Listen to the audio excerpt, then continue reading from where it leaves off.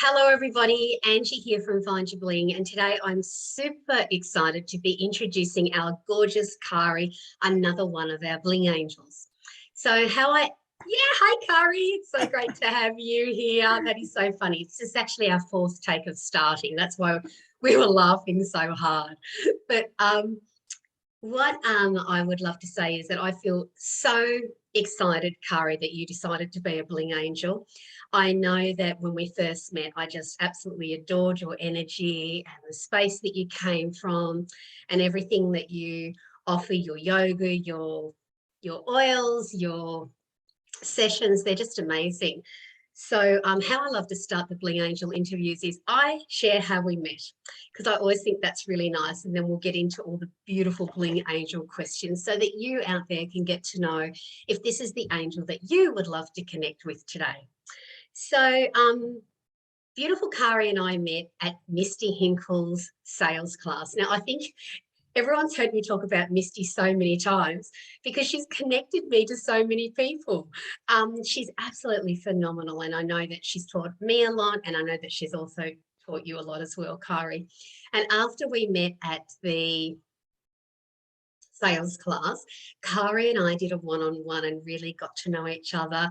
And then Cari played the game, and then she was one of the beautiful people who bought it at the beginning, where she gets to give a game to a centre, which we're handing out now because of COVID. We had to stop all that. So Cari, you'll have your game soon to give to a women's refuge of your choice, which is really, really fantastic. And after the game, then we started to get to know each other, and Cari came along and did, we think, 3 of the 12-week manifesting the Secret of 8 courses that I was running online to get us all through COVID. I think it all got me through COVID too. I learned how to do Zoom, and I learned all these new things, which was really exciting. So that is how Cari and I met. Now, out of all the angels, Cari is the only angel I really rang and asked, would you love to be an angel? As we've gotten to know each other, it was just amazing, the essence of you, Cari, that I just loved so much. And I kept saying to the other angels, I know Cari is our 11th angel. I just know it. I just know it. And so it was so funny how those phone calls happened. And here you are.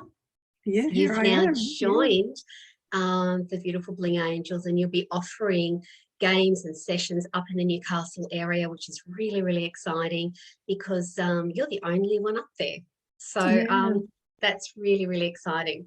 So let's talk a little bit about you and how everything started for you. So could you please tell us a little bit about yourself in about 3 or 4 minutes? Tell us a little bit about your journey.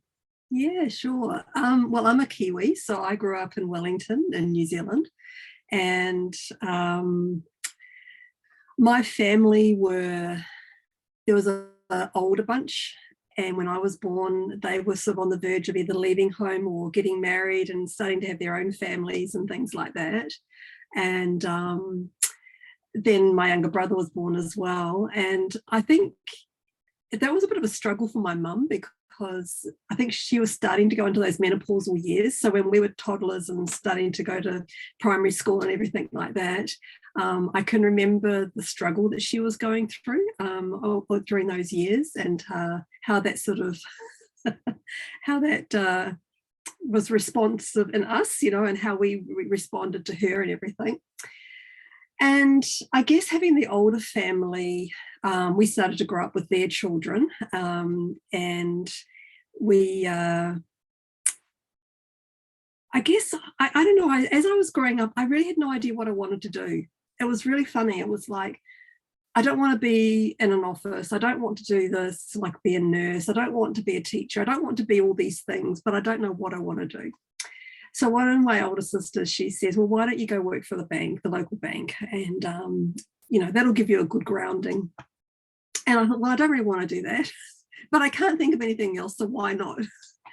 So I worked for the bank for a few years, and that eventually progressively led to, going into other companies with reception and secretarial and personal assistant, executive assistant sort of roles and that.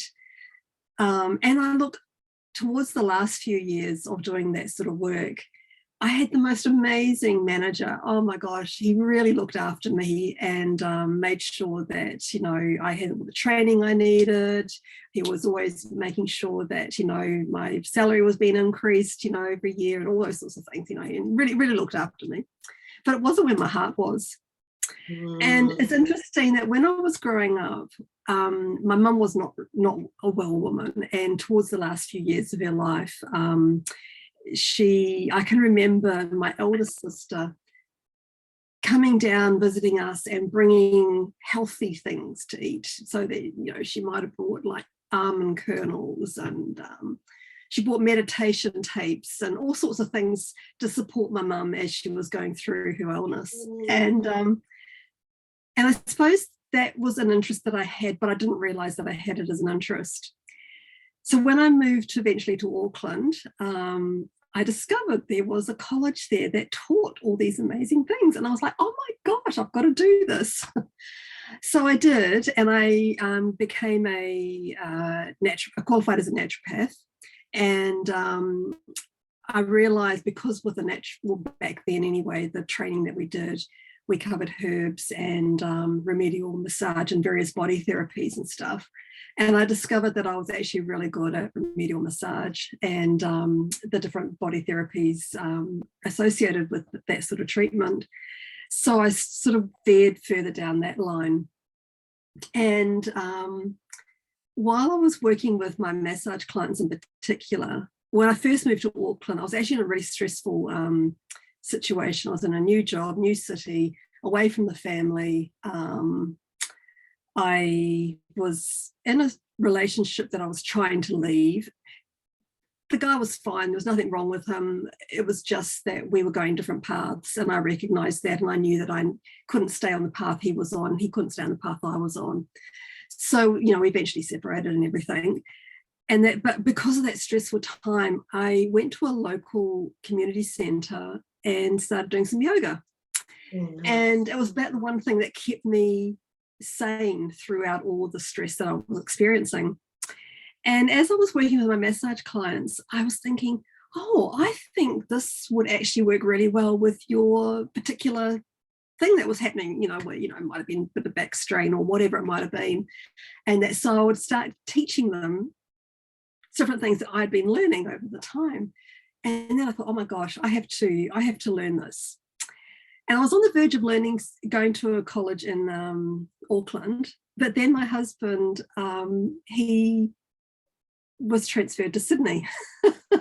So then we sort of had this whole, you know, spiel that, you know, what was I going to do, all that sort of stuff. And the college that I started to do, learning more about herbs and things, they put on a new course, which was yoga. And I saw the sign, I thought, oh my God, I'm in, I've got to do this course. So that was the beginning of my training as a yoga teacher.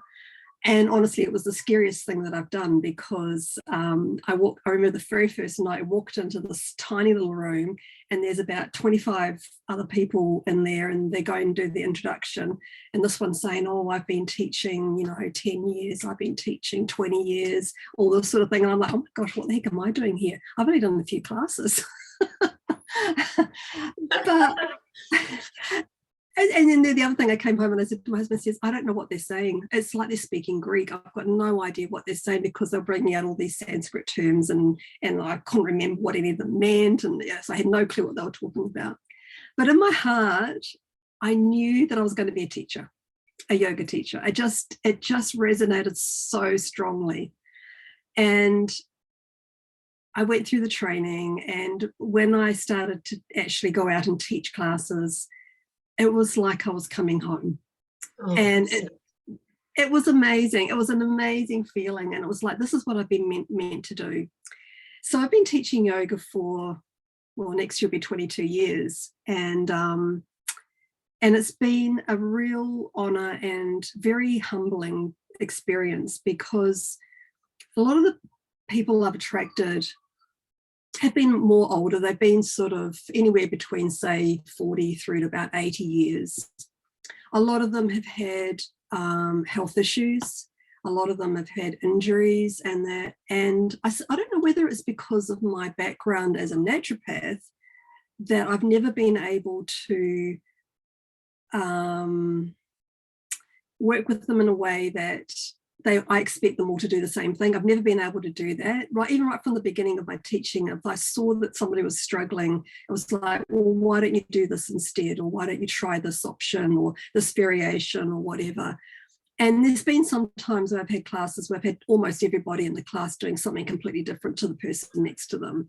And that to me is really honouring them as unique humans on their own path and on their own journey. And that's been a really big thing for me to be able to do that. So that's my journey. In a nutshell. I love that. And I love that how you treated every single person as unique. I've never heard of that before. I've done a little bit of Drew yoga, and I did really like that. But I didn't continue, but I did really like it. It is very good for you. What sort of yoga did you do? I always struggle with this because like one of my teachers, he would say, I'm teaching yoga. It's not a particular style or anything like that. But look, I would say that I follow the teachings of Krishnamacharya, who was a big teacher known for teaching BKS Iyengar, Patabi Joyce, who was the Ashtanga Vinyasa Yoga. And he taught his own son, and he also taught one of the teachers I'm still following, A.G. Mohan and his family. And their yoga is based around people are unique, and what suits you, Angie, doesn't suit the person next to you. And that to me has been such an important thing to really recognize. And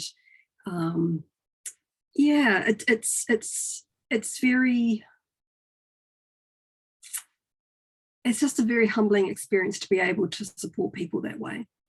Yes. Oh my goodness, it's lovely. And I do actually know, even in my Bling classes, I've given different people different activities at a time, but definitely not all of them. So that's absolutely incredible. Are you still teaching yoga? I decided as towards the end of 2019, I decided that there was something missing.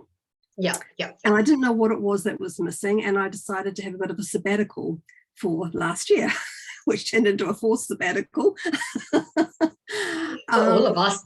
Yeah, exactly. And I got caught up in all the online stuff that came out. I just got caught up in it all. So I didn't really use last year to the full potential that I wanted to.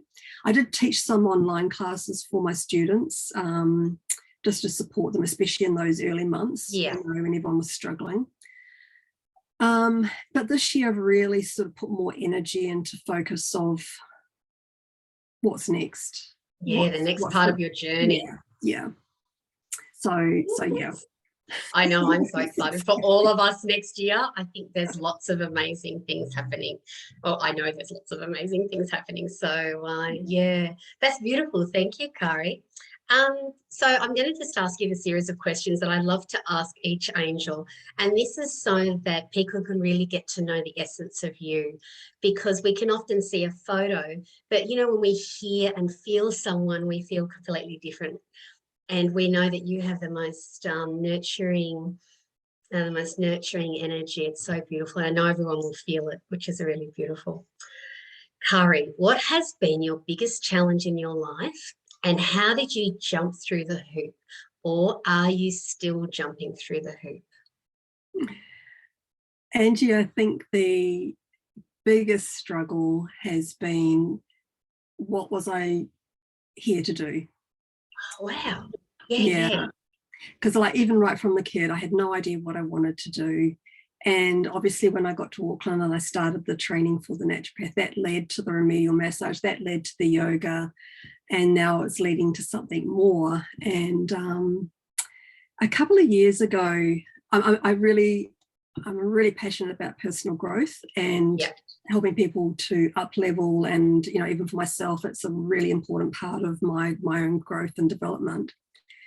And so I listened to different people, John Maxwell, Brendan Burchard, etc. And I was listening to something, I don't even know what the topic was that he was talking about, Brendan Burchard, and he asked this question and it just hit me, and I was like, oh my gosh, you know, and I've got it written down on my computer so that I never forget it. And the question was, are you doing busy work? Are you doing obligation work? Or are you doing your life work? And that, oh my like a goodness, rocket. I haven't heard that, and I listen to Brendan a lot. I love that. Can Yeah. you say that again? Are you, Are yep, you doing busy work? busy work? Well, actually, I'm not sure. I think it was, are you doing busy work? Are you doing obligation work? Or are you doing life work, you know, your life purpose Oh, wow. work? Yeah. And I think that was the turning point. I honestly can't remember exactly when it was that it happened. It was a couple of years ago. And I realized in that moment that pretty much all my life I've done busy work and I've done obligation work. And I've done so much stuff for everybody else because I've either been good at it, or I might have had the time available, or there was nobody else that would put their hand up, you know, all those sorts of, you know, things, and that, or I feel guilty because, Yeah, you know, whatever situation. because we're women. Yeah, exactly. We feel guilty, and yep. And I wasn't doing my life work, and I thought, okay, I need to change this because this is not going to continue. And so then I suppose that set the balls in motion to look at, okay, what exactly is my life work to do and to continue with from now on, and changing and setting new boundaries and all of that. And yeah, so that's been my struggle, is working out what it is. And the funny thing is, you know, Angie, the funny thing is, I've been doing it all my life work anyway, but I didn't realize it. And now that I realize what I've been doing, and that, you know, things that I have been good at and all the rest of it, and I've enjoyed and I'm passionate about and everything, I'm now looking at putting those things into a more purposeful, intentional workflow going forward. So yeah, that's my struggle. Yeah, no, it's lovely, because I do think now you're going to have the opportunity to actually do your coaching, go out and have your events of the Bling game, and you'll actually be completely on path to doing what you really love, which I know you've been doing it all the time, but actually probably being recognised for what you're doing, if that makes sense. Yeah, it does. Total sense. Absolutely. Yeah. Yeah. And Yeah, being on purpose with it. Yeah. Beautiful. I think you may have already summed up your next question. It is, what are you most passionate about now in your life right now? What I'm really most passionate about is about helping people to increase their vibrational frequency. So everybody, everything, doesn't matter what it is, the books on the shelves, the computer, the desk, the chair, you and me, pets, plants, etc., everything has a vibrational frequency. And I really feel that so many of us aren't reaching our highest potential because we're doing things, or like we might be watching movies or reading books or whatever, that are lowering our vibrational frequency. And when we're in that lower state of vibrational frequency, it's really hard to, so hard. Climb the mountain. Yeah, really We've all hard. been there. Yeah. Yeah. Where it's just day to day is a struggle. Absolutely. So that's part of what I help people with as well now, is to look at, okay, well, what sort of food are you eating? Is it live food or is it dead food? Is it, what are you watching? What is the community around you like? Because I'm sure you're aware of it, that as you up level, your community changes. Completely. And so things like that, and so many other things as well. But yeah, and helping people to increase their vibrational frequency is a really big passion of mine. Yeah, and it's amazing the influence of food, or just going for a walk for 20 minutes, and you can actually see people when their energy is expanded and when they're completely dull and lost, can't you? Absolutely. It's just so, it's so there. I couldn't find a word. It's really interesting just on that observation side of things. One of the things I really enjoyed when I was teaching yoga is how people would arrive at a class or a one-to-one session or whatever, a workshop, whatever it was, and how they would leave. Oh, and yes. The transformation was phenomenal. It really was. Coming in, and leaving very centered, very content, very grounded. And then not only just one class, but maybe a term of classes or maybe a few years of classes, and just that transformation. And that was very, very rewarding to have the experience to observe that. Yeah. Yeah, it's lovely. It's like watching someone return home. Yes. That's how I find it. Like, yes. And I know that you've been part of a lot of my classes, but you know how people will come to class and this would happen to you, and they're like, oh, I didn't really want to come today. And at the end, they're like, I'm so glad I came today. Absolutely.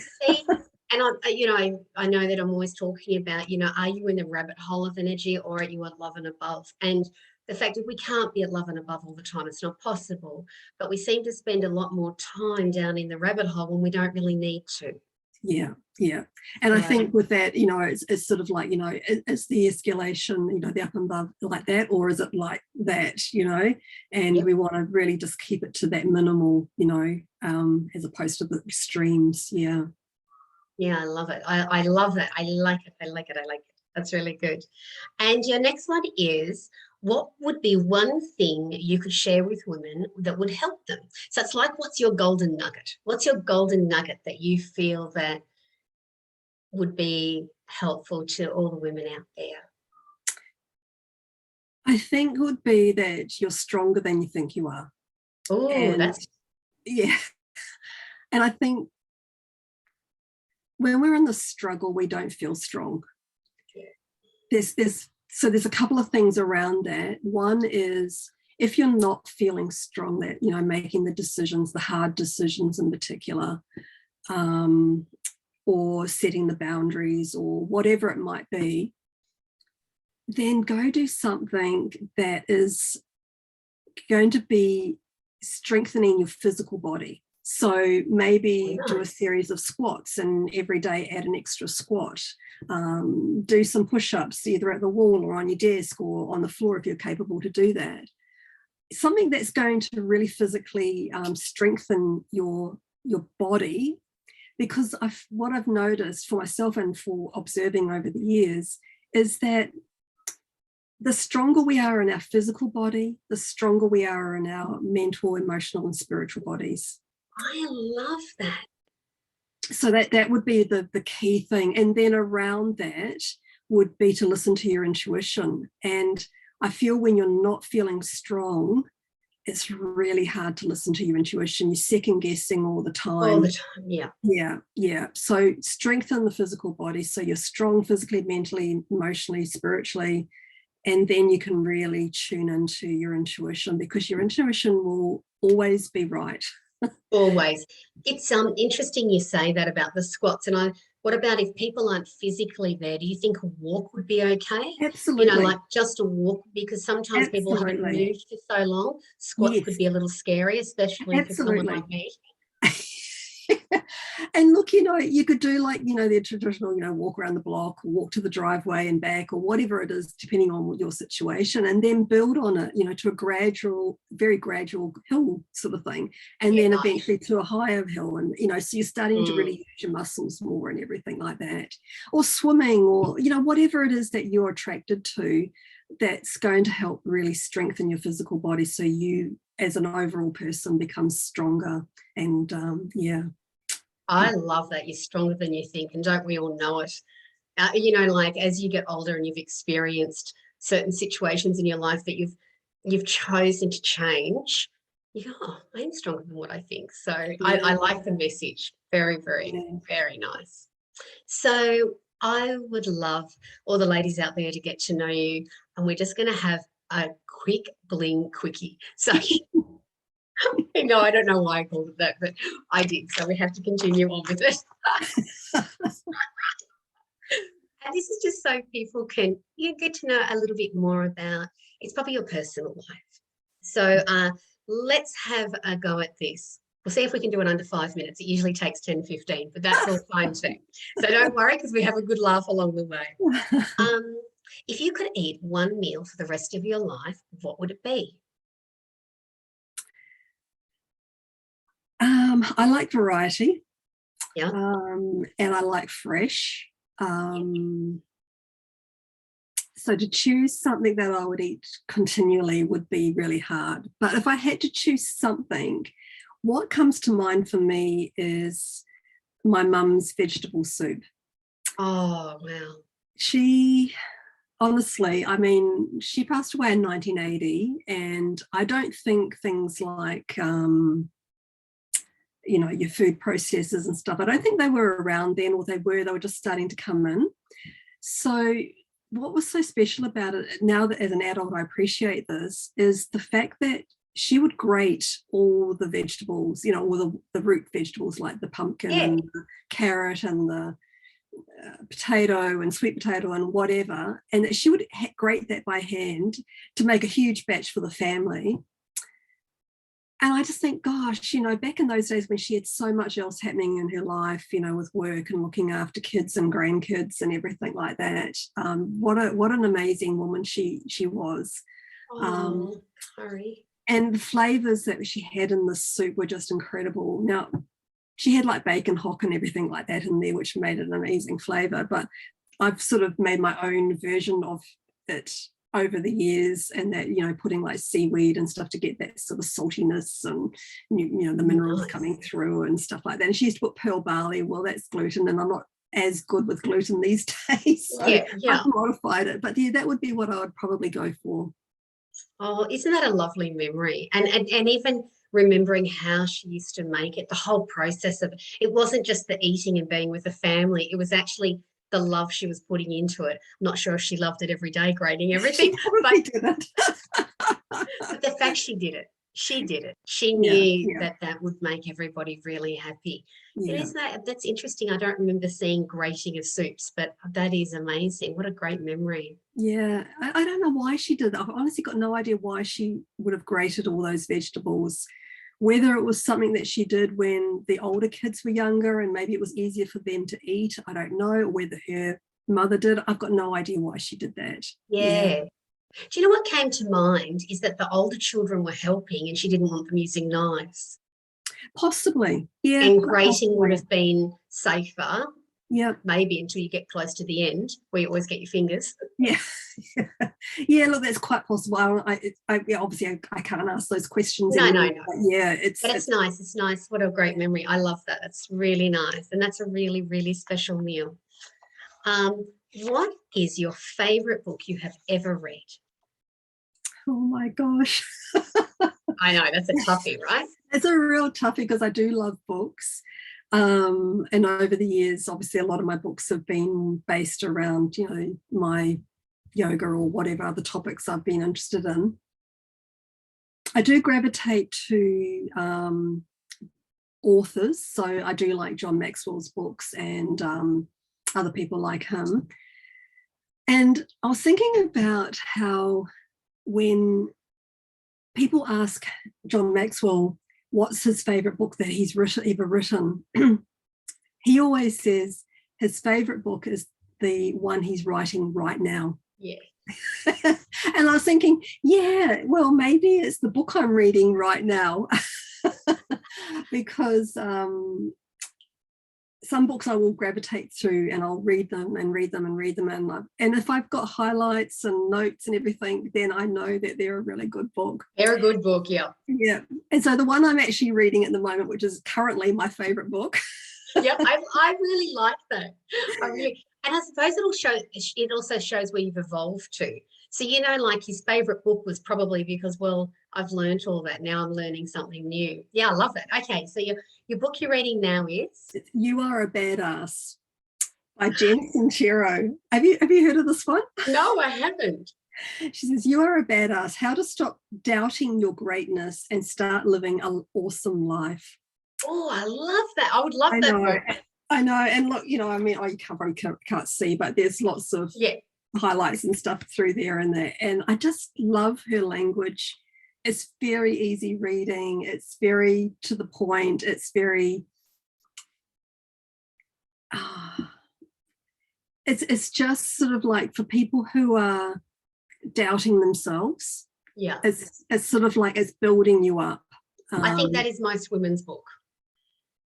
I'm going to have to see if that's on Audible. That is fantastic. Yeah. No, so she's someone who is a great motivator, a great inspirer. Yeah, absolutely. So yeah, I'm currently rereading that one. I love it, and I like that you shared your reading right now. That's really cool. I like that. That was clever, because I think so many of us struggle with that. Like, oh, what was our favourite? You're like, yep, the one I'm reading right now. Very good. I like that. What makes you laugh the most? If I think of my family, my one sister in particular, but probably both sisters, I don't know what the heck it is that makes us laugh, but we'll either say something or we'll look at each other or something, you know, really insignificant. And one or you know, one of us will start laughing and then all of us start laughing. And we, even just thinking about it makes me laugh. And we'll get that real sore belly and the tears will be rolling down our faces and different family members will be coming, what the heck are you laughing about? Because we're in absolute hysterics. And we're like, don't know. I don't know what we're laughing. It's like that infectious laugh. You know, when you see someone laughing so hard, you start laughing, but you don't know why you're laughing. And then you don't even know if you know why they're laughing. Well, that was the other part is my mother's sister. She would come around and visit and she would be watching, I don't know, Laurel and Hardy, something like that. And especially as a kid, I didn't find that particularly funny. And she would have that really deep belly, you know, and it was a very deep laugh that she had. And it was just, you know, and like I could be in another part of the house and I'd hear it and we just start laughing because she was just that joyous. And my husband's the same. He's got that same sort of, you know, infectious laugh in that. So these days it's definitely when something happens and that, and he could be doing something in the, you know, and I'll be in here and that, and I hear him laughing and think, oh gosh, what's he laughing about? And then I hear the laughter get stronger and I'm starting to laugh, just wondering what he's laughing about and everything. They're laughing in the other room. I like that. So family definitely makes you laugh, and I can see it makes you feel really connected to them too. Yeah. I think that's really nice.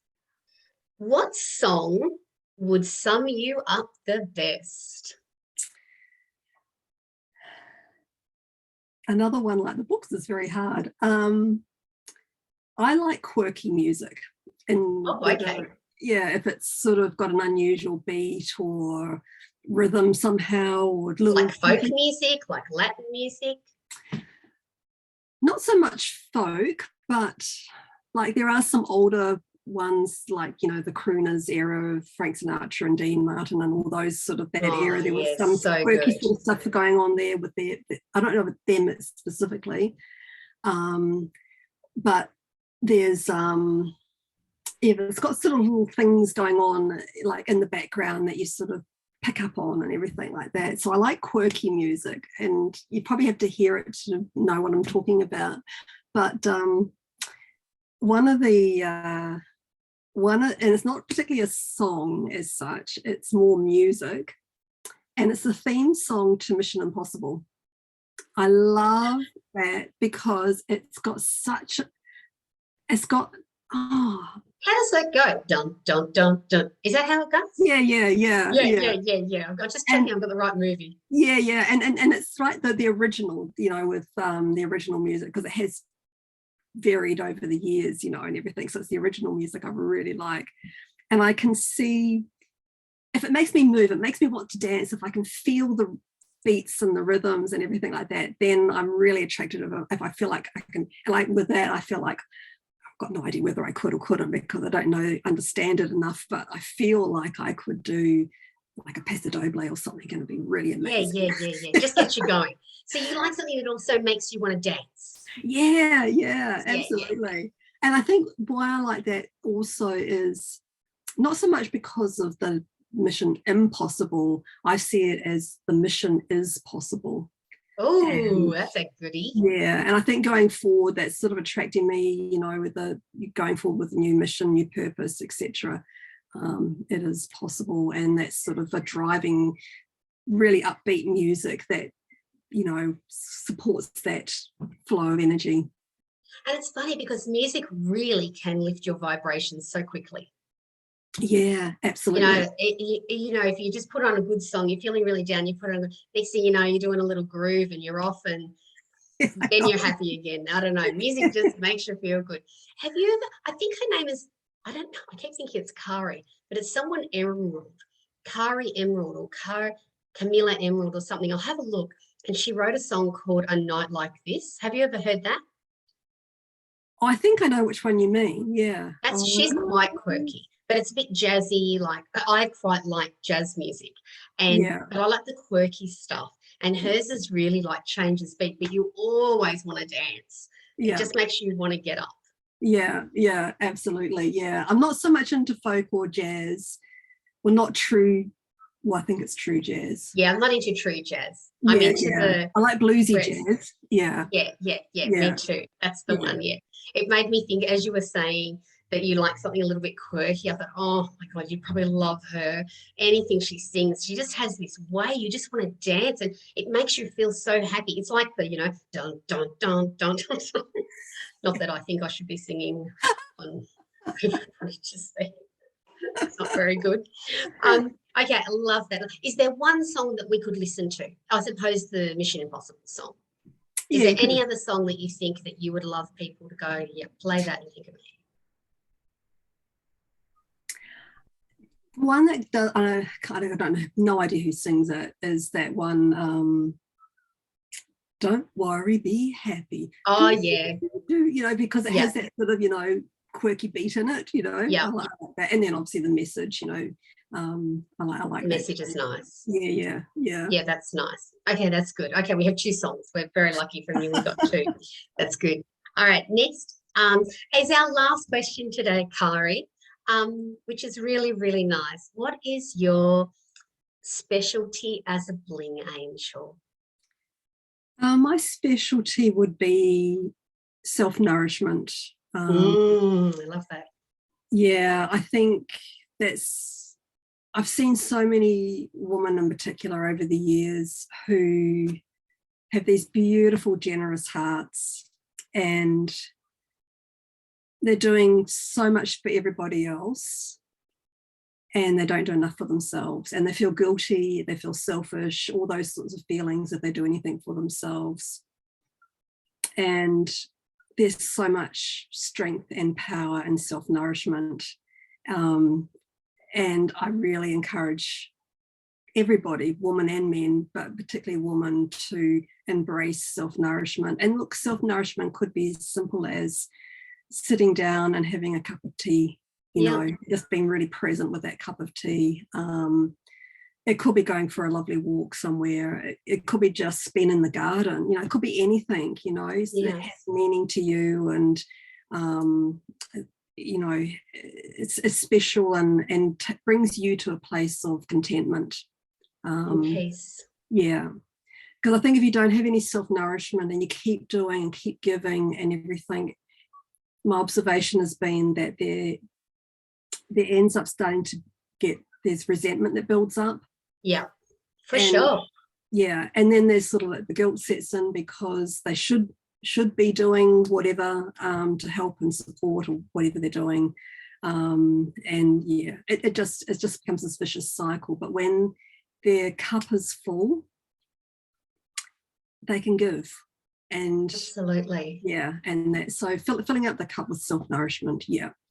I love that. Yeah, you don't need to give yourself up any longer.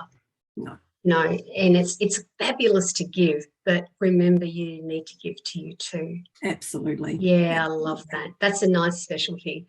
Well, Cari, thank you so much for coming on today and being our Bling Angel that we get to know today. And people will be able to book you through the Find Your Bling website. You'll be up on there. They can also go to your website, which is, what is your website? onamlife.com. So that's A for Apple, N for November, A for Apple, M for Mary, life, life.com. So, and onam is Celtic for soul. And that for me is a very strong thing about everything connects and it all comes back to having a contented soul. Yeah. Yeah, that's beautiful. Well, everyone, you can reach out to Cari if you would love to reach out to Cari. We know she's going to be with us, healing hearts all over the world. And we know that if you feel that you would love to connect with Cari, you now can either go to her website or pop over to the Find Your Bling website and find her on the Bling Angel page. So, Cari, thank you so much. And I can't wait until we are at the retreat. Absolutely. Thank you so much, Angie. See you later. Bye, Cari. Bye. Bye.